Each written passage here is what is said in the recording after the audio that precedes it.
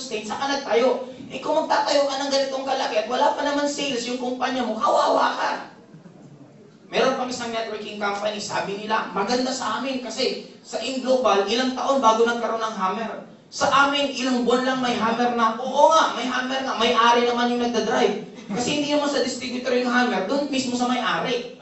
Sa kagustuhan nilang pumantay, lumilevel up sila. Ang problema, kung yung sales hindi pa naman ganun yung generate, aaray ka rin in the long run. Walang negosyante na ang goal pagpalugi ng pera. Lahat ng negosyante kaya nagnegosyo para mag-generate. The moment hindi na mag-generate, magsasara yan. And yun ang karamihan nangyari sa dumidikit. Sabi nila, kami ang magpapasara ng InGlobal. Lahat ng leader na uma-attend sa kanila, pagbaba, nakahakot, naging InGlobal. Mali yung term nila, sila pala yung tagahakot ng mga magjo-join sa InGlobal.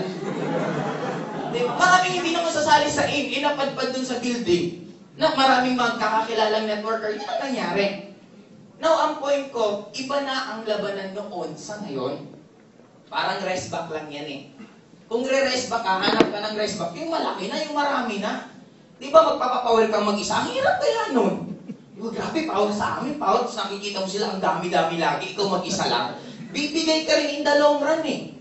Kasi mauubusan ka rin ang hirap kayang mag-isa. Nire-reject ka na, pinagtatawanan ka na, yung ibang networker nakakabangga mo, palalong mahirap. Sabi ko nga, bakit mo bababanggain kung pwede mo naman sabayan? Di ba, ang laki ng market, guys. Ilan pa lang ang natatap sa networking ko? Konti pa lang po. Kung tayo mag-unite at ang i-touch natin yung mga hindi pa nag-networking, sobrang dami, sobrang laki pa po. Okay, ngayon, since nakita nyo na, ang kagandahan, to be fair naman sa ING, meron isang company, i-mention ko na po, galing, sino bang galing doon? Sa Uno. Nakausap ko minsan si William Barbo, sabi niya, ang goal niya, ang unang sumunod na parang Avon. In short, maging pinakamalakas na direct selling sa buong Philippines. Si Doc Ed naman nakausap ko. Sabi ni Doc Ed, ang gusto niya, tayo ang susunod na Amway. Tayo ang susunod na magko-conquer ng iba't ibang bansa. Doon pa lang makikita mo na ang difference ng goal. Doon pa lang nakikita nyo gaano kalaki ang market na nag-aantay sa inyo. Alam nyo ba ang Amway meron sariling NBA stadium? Just imagine gaano sila ka-big time. Nung pumunta ako sa Thailand, nung nakita ko yung office nila, ang office nila nasa mall. Gaano kalaki, mas malaki pa nga dito. Just imagine nasa mall na, ganito pa, mas malaki pa dito ang office nila. Ganon ka-big time na sila. And imagine nyo pag nangyari yan sa atin. Alam niyo po ba magkano ang kinikita ng mga networker international? Hindi na po topic ang kotse. Pinag-uusapan na nila, helicopter, yate. Hindi na po topic, may kondo ako ba? Ay hindi, ang topic nila, may isla ako sa ganitong country. Nakikita niyo yung difference ng magiging income nyo pagdating ng oras na gawin nyo lang ng tama at ibigay nyo ng todo ang pag-network nyo. Na-imagine mo yung pupunta ka sa isang lugar, wala ka lang magawa, sige, bili akong kotse. Pagkabili mo, nung umalis ka, iniwan mo na lang. Di ba? Sa dami mo, pero wala ka nang sabi mo, may biro ako. Anong pagkakaiba ng mayaman at mahirap pag nagsha-shopping? Ang mahirap, nag-window shopping lang. Tama? Walang pambili, hanggang tingin lang sila lagi. Ang mayaman, nagsha-shopping. Anong pagkaiba ng mayaman sa mas mayaman pag nagsha-shopping? Ang mayaman, nagsha-shopping. Ang mas mayaman, meron nagsha-shopping para sa kanila. Kasi sa usawa niyan mag-shopping, nakakatamad din po kayo mag-shopping. Akala nyo madali? Hindi. Akala mo lang madali kasi wala kang pambili. Pero pag ang dayong pambili, nakakapagod din. Ikot ka ng ikot sa mall, ang dayong bitbit, nakakapagod ka yan. Ano naman pagkakaiba ng mas mayaman sa mas pinakamayaman sa pag-shopping? Ha? Sa kanya yung, hindi naman sa ganun, hindi naman lahat may-ari ng mall. Ang pagkakaiba lang yung ano, yung mga high-branded, sila yung pumupunta sa bahay nyo. Dadali yung mga produkto, mamili po kayo. Ikaw naman, o yan gusto ko, yan gusto ko, yan gusto ko. Yun ang pagkakaiba. Sila magdadala ng gamit mo. Para sa nagbibenta ng alahas, pag mayamang binibenta, hindi ba siya magdadala lahat? Mamili ka dyan. Sige na, kunin mo na yun, kahit huwag mo nang bayaran muna. Ganon yan. May iba't ibang category. Kaya huwag po kayong Sabi ko nga, may isang, hindi na po babanggit, may isang networking company, ang goal lang nila lahat, kotse. Hindi lang naman doon nagtatapos. Ano pa lang yun eh, ang tawag yan, startup pa lang yun. May isa akong kakilala, naging top earner sa isang networking company. Puro kotse, puro lang ako sa pinagbibili. Hindi mo lang sa mentor, you need to submit yourself sa mentor niyo. Kahit yung mga sinasabi siya na parang hindi mo gusto, wala kang choice siya, pinili mo mentor, kailangan mo siya sundin. Kung hindi mo siya susundin, hindi maghanap ka ng ibang mentor na susundin mo. Kasi it is useless na meron kang mentor, hindi mo naman susundin. Wala din pupuntahan. Okay, ngayon, nakita niyo na yung cycle ng networking. Ngayon, paano ako nagsimula nung nagde-networking ako? Ang pinakamadali po talaga sa akin is magpa-join. Mahirap ba magpa-join? Biglang nag-isip. Madali daw sa kanya. Totoo, madali o mahirap? Actually, sa akin kasi, ginagawa ko lagi, sinusolve ko kung ano yung need ng prospect. After ko mag-present, isa lang tanong ko, kumusta po? Maganda po ba? Pag sumagot, oo, kailan niyo po ba gustong mag-join? Pag nagsabing pag-iisipan, ano po ba yung hindi pa nakakapagpa-decide sa'yo sumali? Walang pera? Walang mabenta ng produkto? Or tatanungin kung sino? Ngayon, susolve yun lahat. Hindi ako papayag na aalis siya nang putol yung usapan namin. Kasi dapat, dun pa lang bago kayo maghiwalay, makakapag-decide na siya, nagsasali siya or hindi. Sa atin kasi sometimes, takot na takot tayong marinig yung sagot na no. Since takot ka marinig yung sagot na no, hindi mo siya tatanungin ng diretso. Since hindi mo siya tinanong ng diretso, ngayon lahat ng napresentan mo, ipa-follow up mo lagi. Eh since ayaw naman nga nila, kapapollow up mo, hindi naman sila sisikot. Di ba, uy, punta ka sa office, nandito yung may-ari. Uy, punta ka sa office, ganyan. Hindi na pupunta, bakit? Ayaw na eh. Eh kung tinanong mo na agad at nalaman mong sagot niyan ayaw niya, di ba hindi mo na siya ipa-follow up? Hindi sasama loob mo. Ngayon, pag tinanong ko agad, di ba ito? Saan ang pangalan niyo po? Julie? Yuli. Tinanong, Sir Yuli, ano po ba ang plano niyo? May iba na sabi, pag-iisipan. Sige po, Sir Yuli, hanggang kailan niyo po pag-iisipan? Pag nagsabi siya, next week, ilalagay ko na siya ngayon sa cellphone ko, sa calendar ko, by next week, mag-a-alarm yan, ipa-follow ko si Sir Yuli. Ang text ko lang naman sa kanya, hindi ko na siya in-expect pag sumali. Kasi pag nag-expect ka, sasama lang loob mo pag hindi sumali. Basta nakalagay lang sa cellphone, text Yuli. I-text ko ngayon, pag next week, Sir Yuli, kumusta? Kailan ka uli Sir Yuli, kumusta? Anong oras po tayo magkikita para makapag-member na po kayo?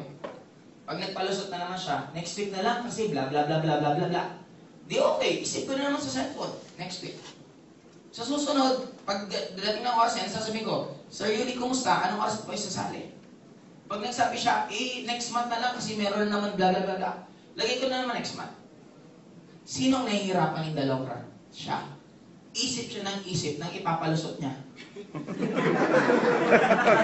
Tama? Ako isa lang dialogue ko, kumusta? Kailan po? Anong oras kayo sasali?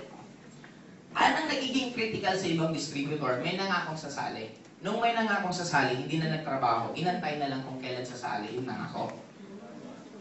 Doon ka nag-fail. Bakit? Dapat huwag mo na siyang intindihin. Hanap ka uli ng ibang kausap. Tuloy-tuloy. May sumagot. Sige, sasali ako, mag-iipon muna ako. Sunod kong tanong, hanggang kailan po kayo mag-iipon? Diba, next month, isang buwan. Mga 1 week from now, i-text ko na yan. Kumusta po? Ilan na po naipon mo? Kasi pag sumagot siyang wala pa rin, bakit po? Ano po ba tingin natin pwedeng gawin? Ibig sabihin, ang trabaho po natin is to troubleshoot. Kung ano po nahihirapan yung prospect mo, doon mo sila tutulungan. May iba, sumali, sabihin na natin, pera ko lang 7,000. Anong gagawin mo? Oo. Sir, sige po, tulungan po kita. Maghanap po ako ng way para pwede po kitang pautangin. Pinautang mo ng 1,000. Umares ka ng 2,000. Negative ka na magkano? May 1,000 na bawas, ang kita mo na lang 1,000. Ngayon, pag nanako ko siyang, pag pinautang ko na siya ng 1,000, hindi ko na po expect na magbabayad siya.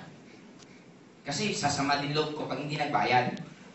Kasi ang point ko, I'd rather have 1,000 income rather than 0%. Bakit? Kung hindi ko siya pinautang, kikita ba ako ng 1,000? Hindi, o di maganda na pinautang mo siya, nagkautang na siya, may 1,000 ka pang kita. Hindi ka lugi. Eh, what more kung magtrabaho to? Di ba, papares ka pa? May iba pa. Ganito naman. Okay lang ba na ibang produkto ang kunin ko? Anong sagot nyo? Again, sabi nga, customer is always right. Huwag mong tatanggihan. Pero huwag din kayo parang gigil na lahat ng sabihin niya, gusto mo ng gusto. Pag nagsabi, okay lang ba ibang produkto? Ano bang produkto gusto mo? Pwede bang isang white light? Sagot ko, sige po, susubukan ko pong kausapin sa office. Kung pumayag po sila, di pwede. Mga after 1 day, saka ko i-text. Uy, congrats! Pumayag yung opisina. Ang magiging produktong kapalit the moment mag-join ka, 3 box ng C24 at 1 box ng white light. Ngayon, ito pa magic na bulong. Huwag mo lang sabihin na sa'yo lang to ginawa. Hindi naman niya alam, ganun pala ginagawa mo sa lahat. Kaya lang, the moment maramdaman yun ng prospect mo, maa-uplift yung moral niya. Parang ganito yun guys, para mas ano nyo. Bumili ka ng isang damit, humingi ka ng tawad, patawad naman okay. Tama ba term ko? Naiintindihan niyo? Yung humingi ka ng discount. Patawad naman kahit 20 pesos. Alam mo, nagsabi siya, hindi talaga pwede. Kahit piso na lang, sige. Pinagbigyan ka ng pisong tawad. Subukan mo sa letter A, pinagbigyan ka ng pisong tawad. Letter B, hindi ka talaga binigyan kahit piso. Di ba, malapit ba? Malaki ba ang diferensya piso? No, sobrang liit. Pero the moment pinagbigyan ka ng diniscountan ka kahit piso, di ba iba ang pakiramdam? Kesa sa hindi ka binigyan. Di ba ang layo ng diferensya nang binigyan kang discount sa hindi? Ganon din sa prospect. Huwag niyong tanggihan kung anong gusto niya, pagbigyan mo. Pero huwag ka lang magpapahalata na parang gigil ka na pwede bang may ibang produkto? O sige, pwede. Pwede bang 3 score? Sige, kahit 5 pa. Di ba? Hindi pwedeng ganon. Kasi nawawala na yung pag-high value nyo. Guys, you should carry our business as a businessman. Huwag kayong masyadong katulad sa pagyayabang ng kotse. Pwede kang magyabang ng kotse nang hindi mo sinasabing may kotse ka. May usapan kayo. Papalit ka mga 1 minute, 2 minutes. Pagdating mo, uy sir, pasensya na, medyo nalito ako. Nahirapan po kasi ako maghanap ng parking. Hindi ko sinabing may kotse ako. Pero may iintindihan niya na may kotse ako. Bakit? Anong sinabi ko? Alam nga naman nahirapan kang maghanap ng parking tapos nakataksi ka, di ba? Siyempre may dala kang sasakyan. Yun yung mga simpleng pagyayabang na hindi masyadong mayabang yung dating sa kausap mo. Okay, ngayon, maliban pa sa, ano pa bang normal na nai-encounter ninyo? Walang pera, walang time. Ang sagot ko dyan lagi ganito. Sir, alam mo, pagtatanong muna, anong cause ba hindi ka makapag-join? Pag nagsabi siya ng kahit anong reason niya, ang sunod ng tanong, what if masolve ko yung question mo, yung problema mo, sasali ka ba? Pag sumabi siya, oo, sige, problema niya time. Anong sagot? Sir, kaya niyo po bang magbigay lang ng referral? Hindi po kayo kailangan pumunta ng opisina, hindi niyo po kailangan mag-attend ng seminar. Magbigay lang po kayo ng referral, kayo po kakausap. Pag sumali, under pa rin sa inyo. Ibig sabihin, nasolve mo na naman yung problema niya. Pag ang taong ganon, sinolve mo na yung problema at nagrason na naman ang ibang rason, ibig sabihin, ayaw talagang sumali. Dapat ikaw mismo, be sensitive enough na alam mo ayaw pala niyang sumali. Susunod, huwag mo siyang i-follow up. Ay ba kasi, wala kasi akong pera, di mangutang ka. Wala akong mauutangan.